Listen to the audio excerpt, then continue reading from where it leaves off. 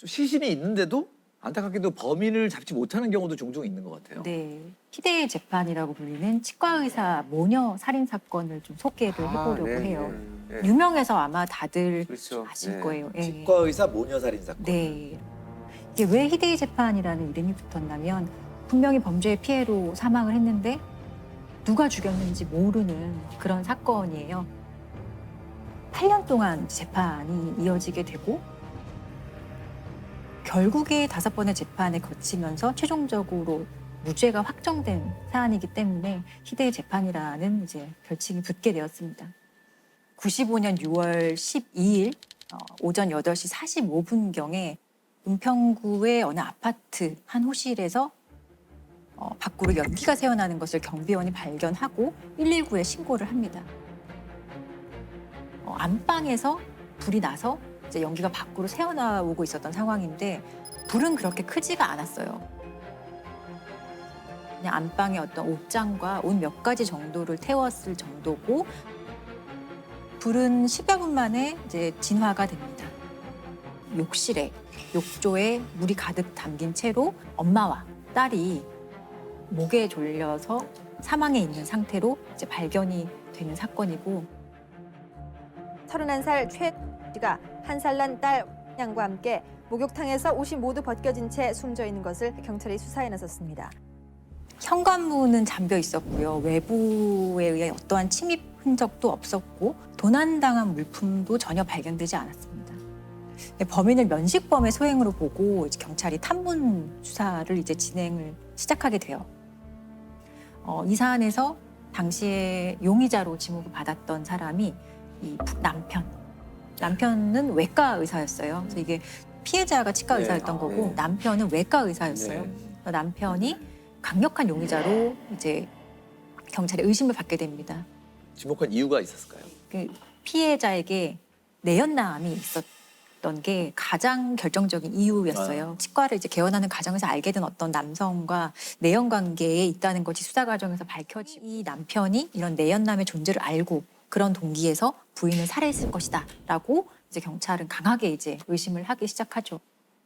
그리고 또 하나의 어떤 경찰의 의심을 살 만한 상황은 남편을 조사하는 과정에서 옷 속에서 어떤 쪽지 하나가 발견이 되는데 그 쪽지에 영화의 제목이 하나 발견이 돼요. 위험한 독신녀라는 영화가 위험한 독신녀라는 영화가 그래서 어떤 내용인지 봤더니 어떤 여성이 남성을 살해한 다음에 욕조에 담그고요. 옷을 불태워서 없애는 장면이 나오는데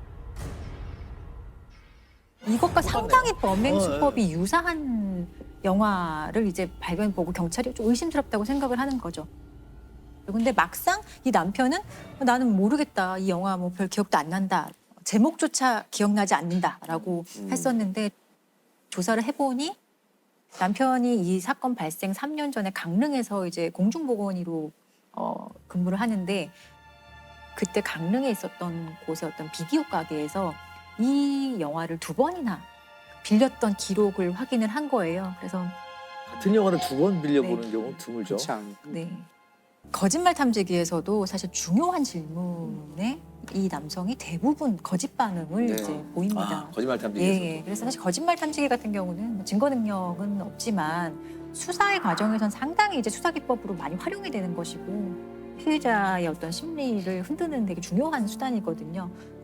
그래서 경찰은 이 정도라면은 충분히 이제 남편이 범행을 했다라고 확정을 하고 검찰도 남편을 아내와 딸을 살해했다는 그런 혐의로 이제 기소를 하게 됩니다.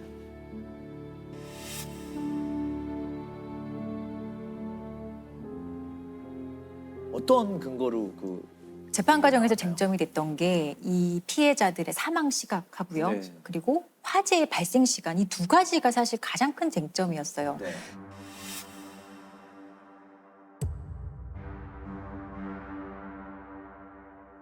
당일에 이 외과 의사 남편은 자기 병원을 개원하는 날이었다고 하더라고요. 그래서 나는 오전 7시에 나갔다. 그리고 내가 나갈 때는 아내와 아이가 당연히 뭐 평소와 다를 바 없었고 살아 있었다. 그리고 7시에 나가서 나는 내 병원에 8시에 도착했다. 이건 어느 정도 인정받은 사실이거든요. 네. 그래서 결국에 7시 이전에 사망한 것으로 밝혀졌다면 이 남편이 그렇죠. 범행했다는 거에 대해서 사실 어느 정도 증거가 되는 상황인 거고, 그리고 또 하나는 불이 나잖아요. 네. 근데 불은 8시 45분경에 최초로 연기가 뿜어져 나오는 것을 확인하거든요. 한참 뒤에. 남편이 7시에 출근했다면 1시간 45분 뒤에 이렇게 불이 났다. 뭐 불에 대해서 잘 몰라도 상식적인 차원에서 되게 이상한 상황인데, 수사기관은 남편이 오전 7시 이전에 아내와 딸을 살해하고 그 이후에 불이 천천히 발생하도록 어떤 장치, 작업을 해놓고 나간 것이다. 이렇게 추정을 하고 이제 입증을 해야 되는 상황이 되었어요. 일단은 그 검찰이 기소를 하면서 피해자들의 사망 시각은 7시 이전이었다라고 얘기를 했고, 되게 중요한 근거로 이 피해자에게서 발견됐던 시반과 시강 상태를 되게 중요한 근거로 봤어요. 사람이 사망을 하면 여러 가지 신체 변화가 일어나는데요. 그 중에서 사망 시간을 추정할 수 있는 단서들이 몇 가지가 있습니다. 네. 그 대표적인 것이 이제 시반과 시강은 이제 시체 경직이라고도 하는데요. 네.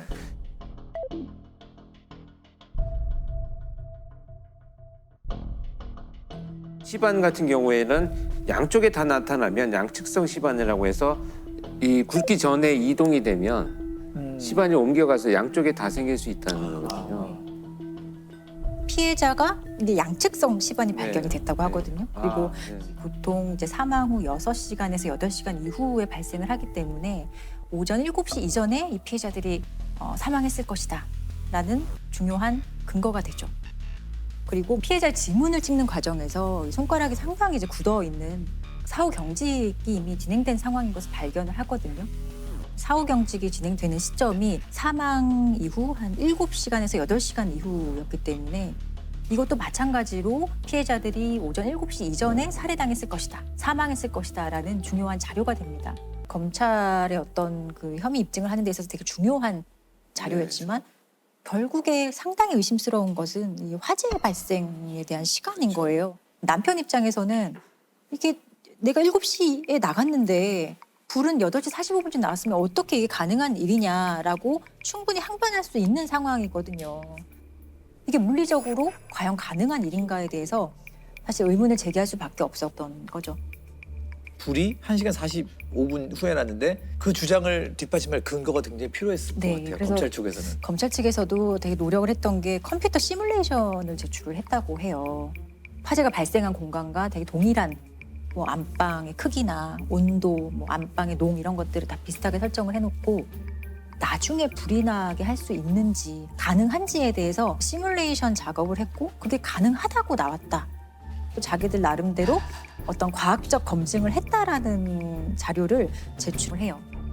7시에 출근한 다음에 그 이후에 불이 나도록 어떻게 상황을 설정하고 자신의 범행을 뭔가 방화로 덮으려고 했다라는 것이 수사기관의 일관된 주장이었어요. 그래서 결국 어떤 처벌을 받게 됩니까?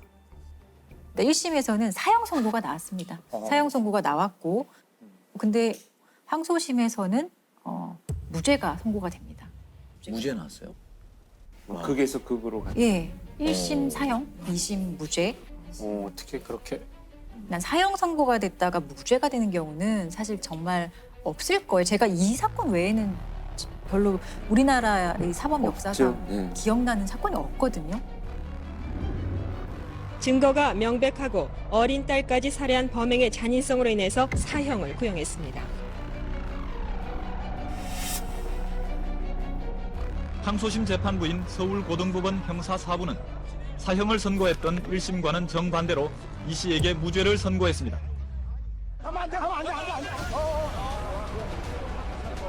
아내와 딸을 살해한 혐의로 구속 수감됐던 이 씨.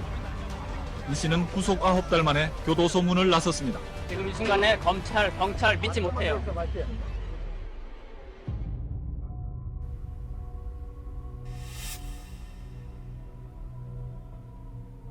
1심에서 사형이었는데 2심에서 무죄가 되는 경우가 진짜 있나요?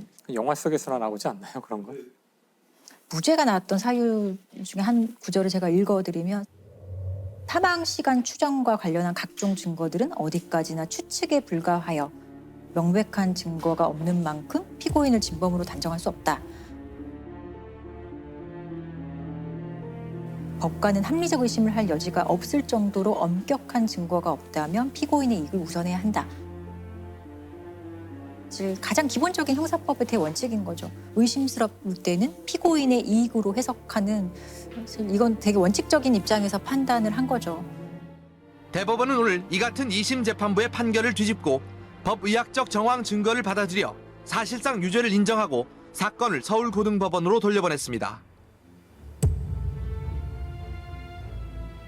우리가 재판에 그렇게 관심 갖는 시기는 아닌데 정말 이건 재판이 열릴 때마다 엄청난 양의 기사가 쏟아지고 전 국민적인 이제 관심 사안이 된 거죠.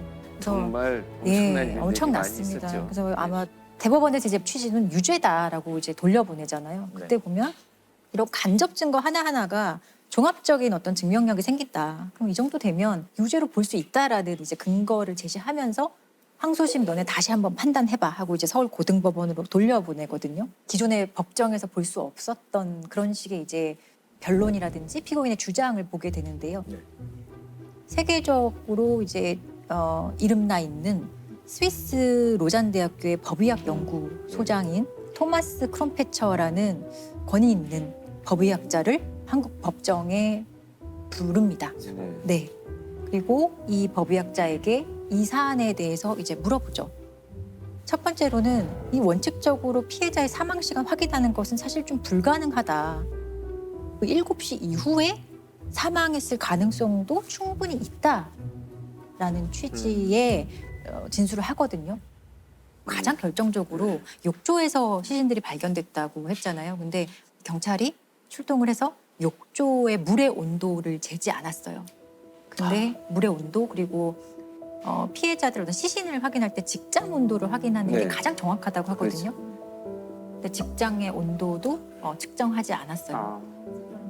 물속에 있는 상황에서 어떤 물속의 온도를 고려하지 않고 어떤 시간과 시간, 여러 가지 피해자의 시신 상태를 확인하는 것은 물의 온도가 어땠냐 이런 특수성이 전혀 고려되지 못했다라고 증언을 하고요.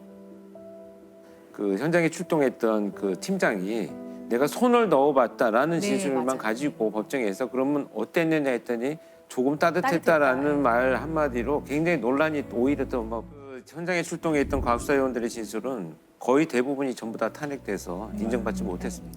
우리나라 법정에서 이런 모습을 사실 그 당시엔 보지 못했던 거예요. 그런 거에 대해서도 상당히 조금 이례적이었던 거죠. 그리고 또 하나는 이 화재 발생 시간에 대해서 입증하기 위해서 피고인 측에서 학교 운동장에 1,800만 원을 들여서 세트장을 만듭니다. 똑같은 방식으로 세트장을 만들어요. 진짜 불을 한번 붙여보자. 이게 얼마 만에 뭐 전소가 되는지 이런 것들을 했던 거예요. 안방과 불이 났던 위치나 이런 것들을 다 완벽하게 재현을 해서 실험을 해봤는데 실험의 결과가 그렇게 발화를 했더니 5분 만에 완전히 거의 뭐 전소가 되다시피 해서 몇 시간 뒤에 천천히 연기가 새어나오도록 하는 수준의 상황을 절대 만들 수 없다는 것을 사실 눈으로 모두가 봤던 거예요. 불을 붙인 지 3분이 지나자 모델하우스 밖으로 연기가 나오기 시작했습니다. 5분이 지나면서 불길은 약해지기 시작했고 연기도 거의 없어졌습니다. 그런 식으로 세트장을 만들고 실험을 하니 법관 입장에서는 그 합리적 의심이라는 그 증명 원칙에 따라서 다른 가능성이 있을 수도 있겠구나. 이 사람이, 이 피고인이 피해자들을 살해하지 않았을 가능성도 충분히 있겠구나라는 그 어떤 심증 형성에 아주 결정적인 역할을 하게 된 거예요. 이런 식의 이제 결론이 나니까 이 화재 발생 시간은 7시 이전일 수가 없다라는 결론에 이르게 된 것이고 그렇다면 피고인이 출근한 이후에 피해자들이 사망했을 수도 있고 그 이후에 화재가 발생했을 가능성이 사실 높아진 거고 최종적으로는 이런 사유로 간접적인 증거마저 상당히 이제 없어지게 되는 상황이 돼버렸기 때문에 무죄가 선고될 수밖에 없었어요. 그리고 마지막으로 이제 대법원에서도 이제 그대로 무죄 확정을 해준 사건이고 사실상 5번의 재판을 받은 거고요, 피고인이. 이 5번의 재판이 장장 8년의 시간 동안 일어났던 거죠. 사형 선고까지 받았던 외과 의사 이 씨가 오늘 대법원에서 최종 무죄를 확정 판결받았습니다. 이 씨에 대한 재판은 그동안 5차례에 걸쳐 판결이 엇갈렸고 법정 공방도 뜨거웠습니다.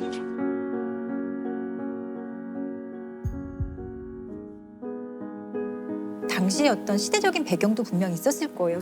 과학 수사라는 것이 자리 잡지 않았을 시점이고 법이 동기가 있고 뭐 주변 정황의 어떤 단서들, 거짓말 탐지기나 이런 것들이 있으면 뭐 과학수사가 동원되지 않아도 되라고 하는 안일함이 이제 분명히 있었죠.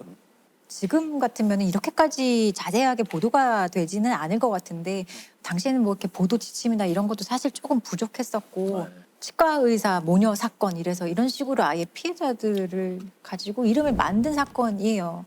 사적인 내용도 이제 막 그대로 노출이 되는 상황이 있었고 근데 그럼에도 불구하고 이 사건에서 피해자들은 사실 사라졌죠. 너무나 명확한 범행이잖아요. 범죄로 인한 피해인데 누가 그러면 이들을 살해했는가는 영원히 이제 밝힐 수도 네. 없겠죠. 네. 미제 사건이죠. 예, 억울한 피해자들만 남아 있는 것이고 이게 어떤 피해자들에 대한 피고인의 어떤 재판 과정에 대한 단순한 흥미거리보다는 아무도 얘기해주지 않는 피해자의 어떤 상황, 뭐 의견, 감정 이런 거에 대해서는 반드시 한 번쯤은 깊게 생각해봐야 되는 것 같아요. 단순한 흥미거리가 아니라.